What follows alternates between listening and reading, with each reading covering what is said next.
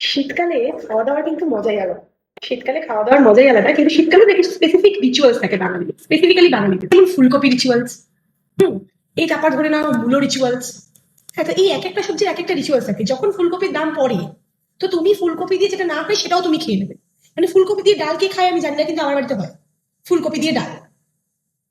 আমি সেদিনকার বাড়িতে ঢুকলাম, ঢুকে দেখলাম দুটো ফুলকপি বড় বড় বেশ ফ্রেশ, দেখতে খুব সুন্দর, বাড়িতে রাখা। তো আমি আরো ভেবে আনন্দ পেলাম যে ঠিক আছে, চলো আজকে অনেকদিন পর ফুলকপি খাবো। দুদিন দুদিনে আমার ফুলকপি স্বাদ, মানে খাওয়ার স্বাদ মিটে গেছে।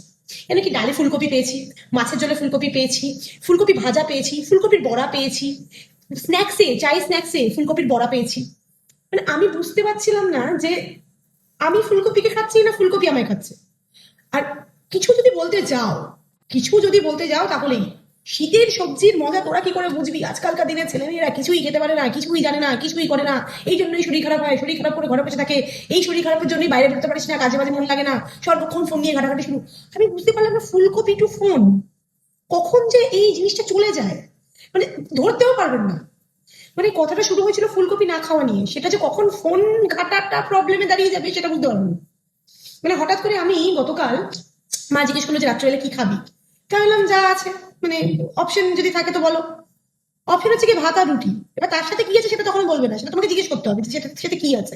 তো যখন আমি শুনলাম যে ভাতের সাথে কি আর রুটির সাথে কি, তো আমি ভাতটাই প্রেফার করলাম, বিকজ আমি তো মাছে ভাতে বাঙালি, আমি একটু ভাতটা খেতে ভালোবাসি। তাছাড়া আমার সাইজটা দেখে বুঝতেই পারছো, I am the biggest foodie ever. মানে আমি এর আগের ব্লগেও বলেছি যে আমি মানে বাঁচার জন্য খাই না, আমি খাওয়ার জন্য বাঁচি। তো অ্যাজ ইউজুয়াল বেশ ছিল ডাল, একটা ছোট মাংসের বড়া, মানে মাংসের বড়া বলতে মাংসটাকে স্ম্যাশ করে একটা বড়া বানানো হয় আমার বাড়িতে। কারণ আমি বিভৎস পরিমাণে ননভেজ কর, আমি ভেজ খেতে পারি না, আমার কান্না পেয়ে যায়, আমি না খেয়ে উঠে যাই, তাই জন্য আমি ননভেজটা থাকতে পারি। তো এই সমস্ত কিছু হয়েছে।